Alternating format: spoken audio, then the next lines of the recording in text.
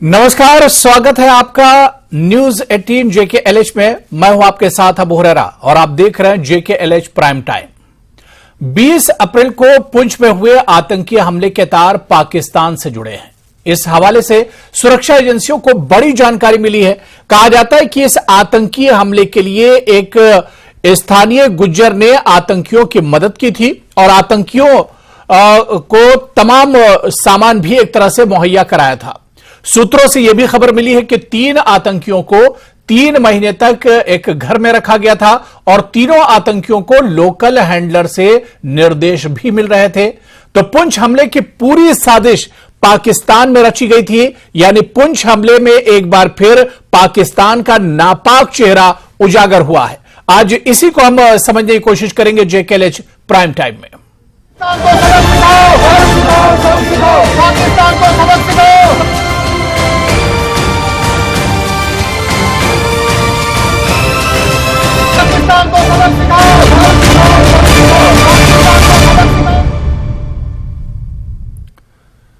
तो पुंछ हमले में 5 जवान शहीद हुए थे और इस हमले के तार अब सीधे सीधे पाकिस्तान से जुड़ रहे हैं और किस तरह से पूरी स्क्रिप्ट इस हमले की लिखी गई थी वो तमाम चीजें अब एक तरह से उजागर हो रही है और निकलकर सामने आ रही है। आज इसी को हम समझने की कोशिश करेंगे क्योंकि लोकल सपोर्ट से यह हमला पाकिस्तान ने किया था। इसी को हम समझने की कोशिश करेंगे। बहुत खास मेहमान मेरे साथ जुड़ रहे हैं। बहुत जल्दी अपने मेहमानों का आपसे इंट्रोडक्शन करा देता हूं। मेरे साथ कुलदीप खोड़ा जी हैं जो कि फॉर्मर डीजीपी हैं जम्मू कश्मीर के। कर्नल SS पठानिया साहब हैं, डिफेंस एक्सपर्ट हैं। अजय भारती साहब हैं, एक्स MLC हैं बीजेपी के और स्पोक्सपर्सन हैं। कुछ देर में हमारे साथ नेशनल कॉन्फ्रेंस के सीनियर लीडर भी इस चर्चा में जुड़ेंगे। सभी मेहमानों का बहुत स्वागत है JKLH प्राइम टाइम में। मैं सबसे पहले कुलदीप खोड़ा जी आपसे ही सर शुरुआत करना चाहूंगा। सर, पुंछ में 20 तारीख को जो हमला हुआ था इसमें तो 2 राय नहीं थी कि यह पाकिस्तान की ही एक नापाक हरकत है, लेकिन सर चौंकाने वाली बात यह कि इस हमले को लेकर जो स्क्रिप्ट लिखी गई, जो पहले से प्लानिंग की गई कि जो लोकल वहां पर हैं, जो गुज्जर हैं, उनका एक तरह से सहारा लिया गया, लोकल सपोर्ट रहा इसमें। देखिए, कोई भी टेररिस्ट बिना लोकल सपोर्ट के ऑपरेट नहीं कर सकता है जी। वो चाहे कश्मीर हो या जम्मू हो या पुंछ कोई भी एरिया हो या छत्तीसगढ़ हो, उसके लोकल सपोर्ट जब तक ना हो, लोकल शेल्टर और लोकल इंफ्रास्ट्रक्चर और लोकल जो उनको लॉजिस्टिक्स की जरूरत होती है तब तक ये चीजें नहीं होती है। जहां पर लोकल सपोर्ट ना हो वहां पर टेररिस्ट पनप नहीं पाता है और वो एक्सपोज हो जाता है और इंटेलिजेंस के जरिए उसकी खबर पहुंच जाती है, वो न्यूट्रलाइज हो जाता है। तो इसलिए बड़ा लाजमी है कि इसमें पहले लोकल सपोर्ट की जो देखना था कि वहां पे OGWs कौन है, ओवरग्राउंड वर्कर्स, और कौन कौन है इस टाइप के लोग जिनकी हरकतें मशकूक है जी। तो ये सब चीजें इसमें जो जिस पे गौर करना चाहिए आगे के लिए ताकि इस टाइप की हरकतें रिपीट ना हो। लेकिन साथ साथ में मैं ये भी कहना चाहूंगा कि ये जो इंसिडेंट हुआ, इससे पहले रजौरी में भी इसी टाइप का इंसिडेंट हुआ और उसमें भी पहले जो खबरें आई थी कि जी जिसमें कंफ्यूजन क्रिएट हुआ था कि कौन है, ये क्या है, लोकल है, फॉरेनर है, और बाद में ये साबित हुआ कि ये पाकिस्तान की तरफ से बॉर्डर एक्शन टीम, जो एक कमांडो टाइप के लोग होते हैं, वो भेजे गए थे। वो बॉर्डर करके क्रॉस करके आए थे और बॉर्डर वापस चले गए। तो ये जो अभी एक्शन हुआ जी, तो इस पर भी बड़ी क्लियर सी पहले से बात, ये रिपीट है इंसिडेंट जो रजौरी में कुछ महीने पहले हुआ और इसमें भी उनकी जो बॉर्डर एक्शन टीम वो इन्फिल्ट्रेट करके आई और उसमें एक बात जो सामने आई कि दिगवार से शायद उन्होंने इन्फिल्ट्रेट किया, जो एक बॉर्डर एरिया है और दिगवार में बॉर्डर बिल्कुल वो प्लेन बॉर्डर है। वहां आज अगर वो चौकसी ना हो उस बॉर्डर पे, वो प्लेन रास्ता है, उसमें आर पार कर सकते हैं लोग। और लाजमी बात है कि इसमें हमने बॉर्डर मैनेजमेंट पे भी देखना पड़ेगा कि आगे इस टाइप की इन्फिल्ट्रेशन ना हो, क्योंकि ये रिपीट इंसिडेंट हुआ है रजौरी का। और साथ साथ में एक 3 टायर सिक्योरिटी जो होती है, जो ऑलरेडी एक्सपेक्टेड है कि वो इन्फोर्स थी, तो उसमें कहां खामियां थी वो भी देखना पड़ेगा। बिल्कुल, क्योंकि जो एरिया डोमिनेशन होती है, जो काउंटर इंसर्जेंसी ग्रिड होता है, उसमें एरिया डोमिनेशन में अगर किसी टाइप की हरकत हो या कोई मशकूक हरकत हो, उसमें वो सामने आती है। और तीसरा लेयर जो है सिक्योरिटी का, वो रोड अपनी पार्टी है और रोड ओपनिंग पार्टी अगर थी वहां पे तो उनसे कैसे चूक हुई कि जी। वो टेररिस्ट आए, अटैक भी किया, बड़े आराम से उन्होंने गाड़ी को जलाया भी और उसके साथ साथ उनके हथियार भी ले गए जी। तो उन्हें बड़ी फुर्सत से आराम से ये काम किया। तो ये सब एक सबक है आगे के लिए, ताकि इस टाइप का रिपीट इंसिडेंट ना हो, क्योंकि पाकिस्तान की जो हरकत है वो बाज नहीं आएंगे और जब तक उनके लिए ये इस टाइप के इंसिडेंट करने उनके लिए बड़े कॉस्ट हेवी नहीं हो, जैसे उड़ी में हमारी तरफ से रिस्पांस हुआ था या बालाकोट में रिस्पांस हुआ था जी, उसी टाइप का रिस्पांस होना चाहिए, बल्कि उससे ज्यादा होना चाहिए, क्योंकि ये अपनी हरकतों से बाज नहीं आते हैं। तो दोनों चीजें इसमें है कि एक्सटर्नली कैसे डील करना उनके साथ जी, और इंटरनली हमारी क्या क्या उसमें है कि इंटेलिजेंस में कोई उसमें और अपग्रेडिंग की जा सकती है, और साथ साथ में हमारी जो 3 लेयर सिक्योरिटी है, बॉर्डर और सीआई ग्रिड और आरओपी, उनको कैसे हमने मजबूत करना है आगे के लिए इस टाइप के इंसिडेंट ना हो। बिल्कुल, यानी अपना इंटेलिजेंस और इसके अलावा जो सिक्योरिटी है सब पर एक बार फिर से गौर करना होगा कि आखिर कमी कहां पर रह गई है, चूक कहां पर हो गई है। मेरे साथ इस वक्त एक और खास मेहमान है, एडवोकेट मुजफ्फर इकबाल खान साहब, सीनियर लीडर हैं जम्मू कश्मीर नेशनल कॉन्फ्रेंस से, वो भी मेरे साथ चर्चा में जुड़ चुके हैं। एडवोकेट मुजफ्फर इकबाल खान साहब, आपका भी बहुत स्वागत है जेकेएलएच प्राइम टाइम में।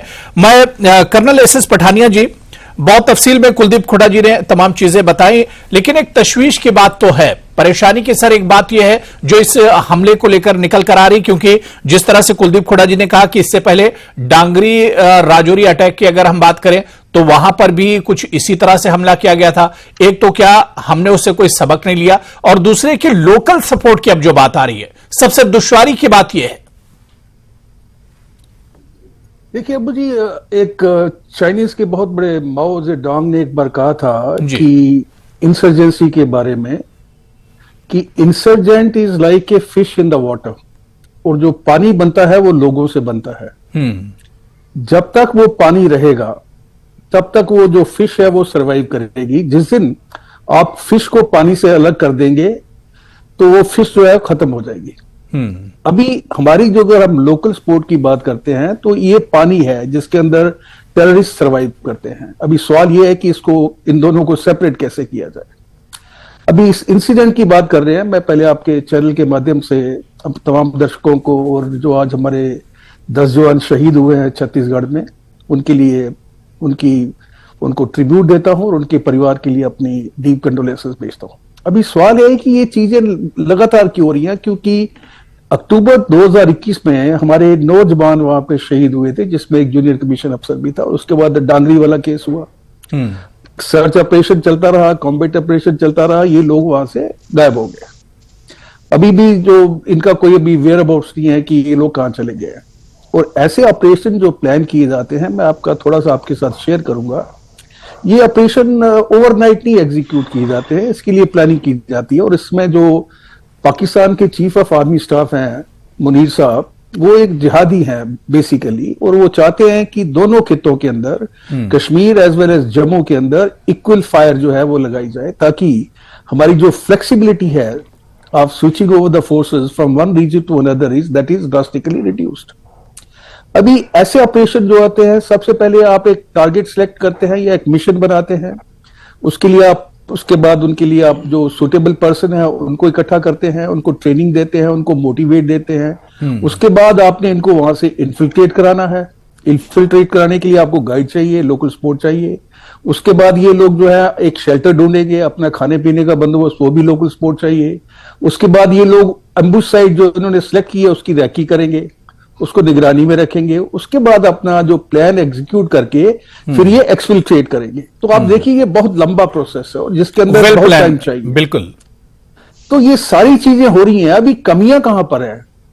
कमियां हमारा जो बॉर्डर मैनेजमेंट है उसके अंदर कहीं ना कहीं तो कमी है, बिकॉज ये तकरीबन 2 साल के अंदर 3 इंसिडेंट हो चुकी हैं। तो वो हमें उसके ऊपर पूरी तरह से तवज्जो देना पड़ेगा। जहां जहां पर भी लूप होल है उनको प्लग करना पड़ेगा। और साथ ही इसके अंदर जब तक डर नहीं होगा, हमारे पास ऐसे लॉ नहीं होंगे कि लोग, जैसे अभी आप बता रहे हैं कि एक गुजर के घर में 3 महीने रहे, लोकल सपोर्ट भी मिलती रही, तो ये सारी चीजें, ये जो ओवरग्राउंड वर्कर और स्लीपर सेल्स हैं, इनको पूरी तरह से डिसमेंटल करना पड़ेगा। जम्मू रीजन में जो सिचुएशन है वो और भी ज्यादा खराब है, क्योंकि यहां पे ये अपनी एक्टिविटीज जो है वो ड्रोन के साथ भी कंबाइन कर सकते हैं जी। तो कश्मीर में वो पॉसिबिलिटी कम है, लेकिन यहां पर ड्रोन का जो यूज अभी आप देखेंगे पंजाब और J&K दोनों के अंदर वो ड्रोन का भरपूर इस्तेमाल कर रहे हैं as a delivery system, weapon के लिए भी, ड्रग्स के लिए भी, पैसे के लिए भी, सारी चीजें जो है उसका वो ऑप्टिमल यूज कर रहे हैं। अभी इनको रोका कैसे जाए, उसके लिए एक यूनिफाइड कमांड जो है मेरे अपने हिसाब से जरूरी है। और मैं आपको ये रिकमेंड भी करता हूं कि इस समय जम्मू एंड कश्मीर को एक सिक्योरिटी एडवाइजर की जरूरत है जो गवर्नर साहब को इन मामलों के ऊपर पूरी तरह से जानकारी देता रहे, क्योंकि सिचुएशन जो है अगर आप आने वाले समय में देखेंगे, अभी G20 भी हमने होल्ड करना है अगले महीने। बिल्कुल, G20 को मद्देनजर रखते हुए हमारा जो सिक्योरिटी और इंटेलिजेंस ग्रिड है उसको पूरी तरह से रिवैम्प करना पड़ेगा, लोकल पुलिस का पूरी तरह से यूज करना पड़ेगा, और नैर्को और ये जो क्रॉस बॉर्डर टेररिज्म है इसको एक ही तरीके से हल करना पड़ेगा, जिसके अंदर लोगों का रोल भी बहुत ज्यादा है, क्योंकि लोग जो है वो आपकी आंख और कान बनते हैं। और जिस दिन ये लोग ये बिलीव करेंगे कि हमने अपने नेशन को डिफेंड करना है, हमने ऐसी हरकतें नहीं होनी है, क्योंकि नुकसान तो हमारा ही हो रहा है ना, बिल्कुल हमारे लोग मर रहे हैं। नहीं, बिल्कुल तो बिल्कुल। अब ये तो देखना होगा बिल्कुल, जिस तरह से कर्नल एस एस पठानिया आप करें कि लूप होल्स कहां पर हैं, कमी कहां पर रह जा रही, इस पर भी हम सर चर्चा करेंगे और कहां पर काम करने की अभी भी जरूरत है। मैं बहुत जल्दी से डिबेट में अजय भारती साहब और एडवोकेट मुजफ्फर इकबाल को भी जोड़ लेता हूं। अजय भारती जी, आपकी सरकार या बीजेपी सरकार जीरो टॉलरेंस आतंकवाद की बात करती थी, इंटेलिजेंस की बात करती थी और सिक्योरिटी चाक चौबंद होने की बात करती थी, लेकिन यहां पर तो अब इंटेलिजेंस फेल्योर एक तरह से नजर आ रहा है। कमी कहां पर रह जा रही है? जीरो टॉलरेंस तो यहां पर नजर नहीं आ रहा है। और सबसे जो परेशानी और दुश्वारी की बात है अजय भारती साहब कि आप कश्मीर छोड़ दीजिए, जम्मू में आतंकवाद बढ़ रहा है। जी बिल्कुल, निश्चित रूप से ये एक चिंता का कारण तो है ही, लेकिन टॉलरेंस में इसके अगेंस्ट जो टेररिज्म में टॉलरेट करने का तो कोई प्रश्न खड़ा होता नहीं है। लेकिन मैं दो तीन चीजों की तरफ, एक तो हमारे चाहे कर्नल पठानिया जी हो या खुड़ा साहब हो, उन्होंने डिटेल में बता दिया है, और खासकर खुड़ा साहब तो यहाँ पर एक लंबे समय पर एक बहुत ही सक्सेसफुल टेन्योर पुलिस चीफ के नाते उनका रहा है। लेकिन दो चीजें, एक देखिए, अगर आप देखेंगे कि यहां पर पिछले दिनों में कुछ डेवलपमेंट हुई है, जहां पर भारतीय जनता पार्टी ने, चाहे वो गुजर समुदाय हो, चाहे वो पहाड़ी कबीला हो, उनके साथ जो वर्षों से अन्याय हो रहा था उसको समाप्त करने का एक प्रयत्न किया। तो यहां पर कुछ ऐसे, जिसको मैं कहने में कोई हर्ज नहीं, गैर जिम्मेदार पॉलिटिकल पार्टीज इस प्रकार से उसको प्रेजेंट कर रहे हैं ताकि उनमें से एक रिजल्टमेंट को क्रिएट करके ताकि उसको फिर पाकिस्तान एक्सप्लॉइट कर सके।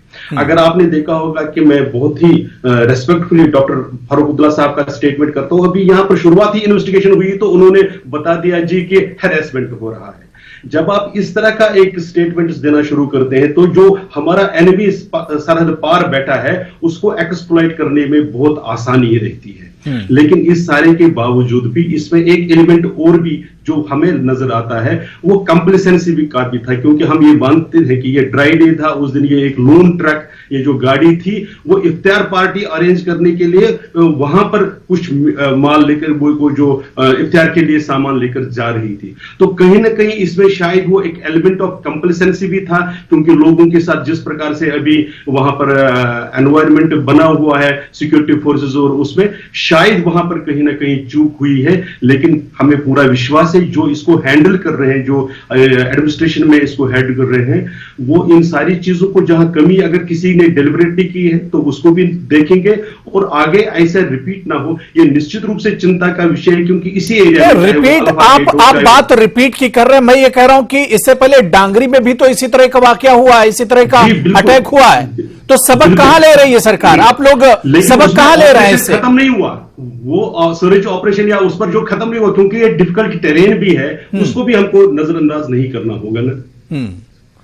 चलिए ठीक है, मैं एडवोकेट मुजफ्फर इकबाल खान साहब आपके पास आऊंगा।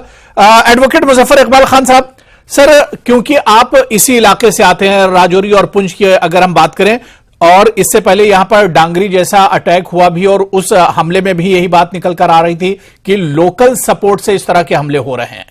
कितनी सच्चाई आपको इसमें नजर आती है? क्योंकि पुंछ का जो अटैक हुआ इसमें तो ये चीजें निकल कर आ रही हैं, जिस तरह से एक गुज्जर फैमिली का लिंक इसमें निकल कर आया है सामने। किसी एक अगर फैमिली का किसी भी एक घर में अगर कोई ठहरे हैं वो, या तो उससे आप ये नहीं कह सकते कि लोकल सपोर्ट है। जो ढांगरी का आपने बताया, जो पिछले दिन हादसा हुआ, बड़ी बेदर्दी से यहाँ के लोगों को मौत का बताया गया, उनको शहीद किया गया, उसमें भी लोकल सपोर्ट तो हमें मिली नहीं, क्योंकि वो जो एरिया है, उस एरिया में पहली बात तो ये है कि भाई वहाँ एक ही कम्युनिटी के लोग हैं, ढांगरी जो एरिया है। दूसरा, ये जो कहना है कि वहाँ डिफिकल्ट टेरेन है, तो ढांगरी में कोई डिफिकल्ट टेरेन नहीं है, इट इज प्लेन।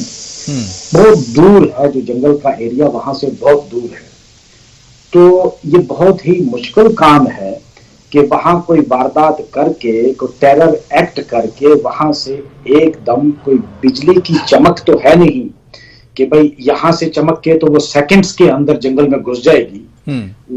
वो भी हमारा फेलियर है। नहीं, लोकल सपोर्ट होगा तब तो हो सकता है ना। मुझे नहीं लगता अगर लोकल सपोर्ट होगा तो ये तमाम चीजें मुमकिन है। अभी तक जो इन्वेस्टिगेशन हुई है उसमें कहीं भी ढांगरी के एरिया में कहीं भी लोकल सपोर्ट की कोई भी निशानी नहीं मिली है। पुंछ के इस अटैक की हम बात कर रहे हैं, पुंछ के इस हमले की हम बात कर रहे हैं जी। पुंछ के अटैक में भी अभी इन्वेस्टिगेशन इनिशियल स्टेज पे है, लेकिन जिस तरह की ये पोर्ट्रे किया गया है कि पुंछ राजौरी में जो लोकल है वो सिविलियन यानी सपोर्ट है, तो मुझे ऐसे पिछले कई अरसा से मैं उस इलाके में ग्राउंड लेवल पर जुड़ा हूं, मुझे नहीं लगा कि कहीं से भी, हालांकि मैं बताऊं आपको, नाराजगी जरूर है लोगों में एस्टेब्लिशमेंट के साथ बहुत सारे मामलात पर, लेकिन इस मामले में एक खुशाइन बात ये है कि पुंछ राजौरी में आपको इस जो आइडियोलॉजी है टेररिज्म की, उसकी सपोर्ट कहीं भी लोकल आपको कोई भी आदमी इसको सपोर्ट करने के लिए तैयार नहीं है, क्योंकि हमने बहुत सफर किया है। ये हम डिबेट में बैठकर, मैं जम्मू में या दिल्ली में बैठकर बड़े मजे से बातें कर सकता हूं, लेकिन जो आदमी वहां रहता है ना, उसको पता है कि मैंने कितना सफर किया है। मेरी अपनी फैमिली के क्लोज फैमिली रिलेटिव्स जो हैं वो विक्टिम बने हैं टेररिज्म को, वो लोग मौत के घाट उतारे गए, बेदर्दी से मारे गए, बेदर्दी से। तो हम ये सोचना इस वक्त के भाई वहां कोई लोकल सपोर्ट, हाँ मजबूरी जो है वो ये है कि अगर कोई गन विल्डिंग आदमी किसी के घर में घुसता है तो उसको पता है कि मेरे पास दो ही ऑप्शन है, या तो मुझे इससे मरना है या मुझे इसकी बात माननी है, खाना देना है इसको। तो उसको लोकल सपोर्ट ठीक है। मुझे अभी ब्रेक पर जाना है। इसे कुलदीप खोटा जी से और कर्नल एस एस पठानिया जी से और हम समझने की कोशिश करेंगे जो लोकल सपोर्ट बढ़ा या जो पुंछ हमले में लोकल सपोर्ट की बात निकलकर सामने आ रही है। बहुत छोटा सा ब्रेक लेंगे। तमाम मेहमान मेरे साथ।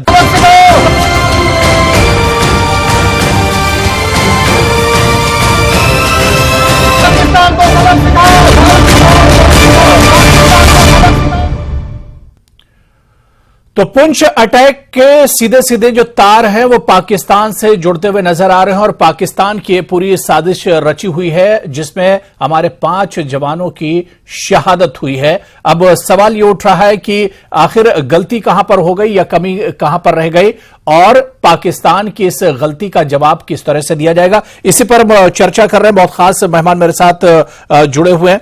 मैं ब्रेक के बाद कुलदीप खोटा जी आपके पास ही आऊंगा। सर, क्योंकि जाहिर सी बात है कि ये आतंकवादी या टेररिस्ट जो आते हैं अपने साथ कोई मोबाइल फोन, जीपीएस या इस तरह की चीजें तो लाते नहीं है। जाहिर सी बात है कि इनके साथ लोकल सपोर्ट जब होता होगा तभी ये इस तरह की कायराना हरकत कर पाते हैं। लेकिन जिस तरह से एडवोकेट मुजफ्फर इकबाल खान साहब कह रहे थे कि ये चीजें नहीं है राजौरी या पुंछ के एरिया में, सच्चाई क्या है सर? किस तरह से इस तरह के जो इस तरह के अटैक होते हैं वो अंजाम दिए जाते हैं? देखिए, मैं थोड़ा इसमें वजाहत से बताऊं जी कि ये जो अटैक हुआ ये कोई ऐसे नहीं है जैसे उन्होंने खुद कहा कि बिजली की चमक तो है नहीं कि आई और गई। इसके लिए बाज़ाब्ता वो प्लानिंग होती है और वो और ये भी अचानक, ये नहीं है कि अचानक कोई गाड़ी आई, ये वहां पे थे तो उनने उस पर अटैक किया। इसमें रिकी की जाती है काफी दिन। ये पैटर्न देखते हैं क्या है। इन्होंने देखा होगा कि आर्मी की गाड़ी सिंगल भी चलती है। इन्होंने ये भी ऑब्जर्व किया कई दिन तक कि आरोपी किस दिन लगती है किस दिन नहीं लगती है। तो ये सब चीजों में टाइम लगता है और इन्होंने अपनी उन दिनों के लिए जब तक वो वहां ठहरे हैं तब तक इन्होंने ये भी देखना है कि हम अपना जो मिशन है वो अंजाम देने से पहले कहीं नहीं टारगेट हो जाए, इसलिए वो अपना आप को एक्सपोज भी नहीं करते हैं। और इसलिए लोकल सपोर्ट के बगैर ये कभी कार्रवाई नहीं हो सकती है, ये तो बड़ी क्लियर बात है। तो उनका जो ये कहना है कि ये लोकल सपोर्ट है कि नहीं है, कि अभी इन्वेस्टिगेशन के बाद पता होगा।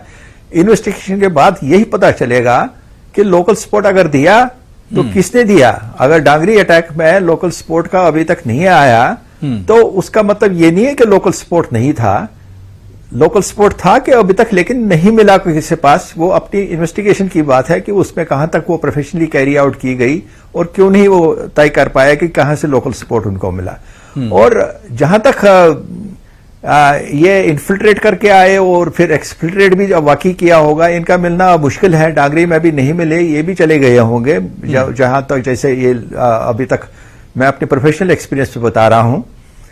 और उसके साथ साथ जो है कि कोई ऐसी बात नहीं है कि खबर उसको जान का खतरा है इसलिए वो खबर नहीं दे सकता है। हमारे जो ऑपरेशन रहे हैं, मैं 5 साल रहा, इंटेलिजेंस का चीफ भी रहा, मैं 5 साल में डीजीपी भी रहा, तो मैक्सिमम इंटेलिजेंस हमारी लोगों से आती है। 90% लोकल इंटेलिजेंस जो आती है वो लोकल लोगों से आती है। बिल्कुल। और ऐसी बात भी नहीं है कि वो एक्सपोज होते हैं, कोई एक्सपोज नहीं होता है। 10 तरीके होते हैं इंफॉर्मेशन देने के, और ये ऐसी कोई बात नहीं, कोई तलवार नहीं रखता गर्दन पे तुम किसी को नहीं बताओ, और तरीके होते हैं आने जाने के, बताने के। बिल्कुल। तो ये बड़ा मोस्टली हमने देखा है इन्वेस्टिगेशन में प्लान तरीके से तमाम चीजें अंजाम दी जाती हैं। बिल्कुल बिल्कुल सर, वेल प्लान तरीके से। और पहले भी जो ये आते हैं इन्फिल्ट्रेट करके, ये देखते हैं कि कौन से घर में हम ठहरे जहां पे हमें विलिंग सपोर्ट मिलेगा। ये ऐसा चांस नहीं लेते हैं कि हम ऐसे घर में जाए जहां से हमें सपोर्ट नहीं मिलेगा। उसके साथ साथ जो इन्फिल्ट्रेशन एक्सफिल्ट्रेशन के लिए भी जो गाइड होते हैं वो भी लोकल ही होते हैं, वो कोई फॉरेन से नहीं आते हैं कहीं और मुकाम। बिल्कुल। और बड़े पहले से तमाम तैयारियां एक तरह से की जाती है और तमाम बारीकी से एक तरह से इस पर तैयारी होती है। मैं एडवोकेट मुजफ्फर इकबाल खान साहब, सर इस तरह के जब वाकये होते हैं तो इस पर सियासत क्यों होती है? डॉक्टर फारूक अब्दुल्ला साहब का इससे पहले डांगरी के मामले पर बयान आया था, तो इस पाकिस्तान की लगातार पाकिस्तान इस तरह की साजिश करता है, चाहे इससे पहले कई वाकये हो चुके, तो इस तरह के वाकयात पर सियासत क्यों होती है? खुलकर हम अपोज क्यों नहीं करते हैं? खुलकर अपोज करने का मतलब ये हरगिज नहीं है कि हम जो वहां लोकल लोग हैं, जो इनोसेंट लोग हैं, उनको हम लोग सताना शुरू कर दें। तो फारूक साहब ने ये कहा कि लोकल को सताया ना जाए। हाँ, जो इन्वॉल्व है उसके खिलाफ कानूनी कार्रवाई की जाए। एनआईए उसको इन्वेस्टिगेशन कर रही है। अब उसका मतलब ये भी तो नहीं है कि भाई आप क्या करो कि जितने लोकल लोग हैं सबके तलाशियां लेने शुरू कर दो और सबको क्या करो कि लाइन में खड़ा करके को आई कार्ड दिखाओ। तो मैं कुलदीप साहब तो खैर खुदा साहब जो हैं वो यहाँ डीजी भी रहे हैं और कहते हैं कि मैं इंटेलिजेंस को भी लीड किया है, वो मुझसे बेहतर जानते हैं कि ये जो टेररिस्ट लोग जितने भी आते हैं बॉर्डर से, ये टारगेट बना के आते हैं। अब ये कहना कि नहीं जी उन्होंने रैकी जरूर की होगी, उन्होंने बहुत पहले भी की होगी, अब ये भी नहीं पता कि वो कितने देर से वहां इतना घना जंगल है बीजी के, जब बीजी आप क्रॉस करो तो it's a very dense forest. तो पता नहीं वो कितने दिन से रैकी कर रहे होंगे। उन्होंने जब देखा होगा भाई एक तनहा गाड़ी जा रही है तो मौका देख के अटैक किया होगा। लेकिन वहां से जो मतलब आम जो रेजिडेंट्स हैं उनसे जो इंफॉर्मेशन मिली कि वहां लोकल कोई आदमी ना तो अभी इस मिलिटेंसी में इन्वॉल्व है, ना ही किसी की कोई विलिंगली सपोर्ट है। नहीं, सपोर्ट जिस तरह से कुलदीप हुड्डा जी ने कहा कि भाई लोकल इंटेलिजेंस तो उसमें शामिल रहता है, लोकल सपोर्ट तो कहीं ना कहीं होता है जी। लोकल इंटेलिजेंस अजय भारती जी आप बीच में जल्दी से बोल सकते हैं, समय मेरे पास बहुत कम है जी। लोकल इंटेलिजेंस पुलिस की भी होती है, आर्मी की भी होती है। साहब का स्टेटमेंट आया था कि क्या अगर वो कैसे पता करेंगे कि कौन इन्वॉल्व था, जिन लोगों को डिटेन किया तो जो सस्पेक्ट्स थे उनमें से कुछ को छोड़ा भी, कुछ को रखा। जम्मू में ब्लास्ट होता है तो क्या के पास और कौन सा टूल है कि वो किसको कैसे करेंगे। फिर 2 फैमिलीज को डिटेन किया हुआ है उन्होंने। एक जो पीछे अपने यहाँ क्रॉस एलओसी के पार बैठा हुआ है रफीक मेंडर्स का, उसके बारे में बताया है, इरफान गुजर के बारे में। मेरा सिर्फ एक चीज निवेदन है कि हम जनरलाइज नहीं करते कि जाए ये गुजर कम्युनिटी सपोर्ट कर रही है या पहाड़ी कबीला सपोर्ट कर रहा है, ऐसा नहीं है। हर कम्युनिटी के कुछ लोग ऐसे होते हैं जो सचमुच में इनके सपोर्ट होते हैं और उनको पॉलिटिकल शेयर हर कम्युनिटी में से है। आप क्या कहते हैं जम्मू में जो ड्रोन आकर यहाँ सामान फेंकता है तो वो जम्मू वाले ड्रोन तो किसी के हेल्प से नहीं आता है, ड्रोन तो भाई एयर में आता है, उसमें तो ऐसा नहीं, तो लोकल सपोर्ट वहां नहीं होता है, इसीलिए वो पकड़े जाते हैं, इसीलिए वो गिराए जाते हैं। हम ये कह रहे हैं कि पूरा समाज वहां पर भी सपोर्ट इसका नहीं कर रहा है, ये बिल्कुल क्लियर है, वो जो सिक्योरिटी फोर्सेस के साथ है, लेकिन वहां पर बैठे हुए लोग में कुछ ऐसे एलिमेंट्स हैं जिनको यहां पर पॉलिटिकल एलिमेंट हर जगह है, वो आपके वो में भी एलिमेंट सपोर्ट कर रहे हैं, वो आपके सांबा में भी एलिमेंट्स हैं। आप उसको चलिए ठीक है, आप इसको कम्युनल बनाने, ठीक है, नहीं बगैर देखिए लोकल सपोर्ट के इस तरह की नापाक हरकतें तो नहीं हो सकती, लोकल सपोर्ट तो रहता है और पुंछ के अटैक में भी ये तमाम चीजें निकलकर सामने आ रही है, लेकिन कमी कहां पर रह जा रही है? क्या हमारा इंटेलिजेंस फेल्योर है? क्योंकि इससे पहले भी इस तरह के वाकये हुए, क्या हमने उससे सबक नहीं सीखा है? ये इस पर एक तरह से गौर फिक्र करना होगा। मैं कर्नल एसएस पठानिया जी, सर समय की कमी, दोबारा आपके पास नहीं आ सका, बहुत बहुत माजरत। तमाम मेहमानों का बहुत बहुत शुक्रिया, कुलदीप खोड़ा जी, एडवोकेट मुजफ्फर इकबाल खान साहब, अजय भारती जी और कर्नल एसएस पठानिया जी, सभी का बहुत बहुत शुक्रिया इस चर्चा में जुड़ने के लिए। नमस्कार।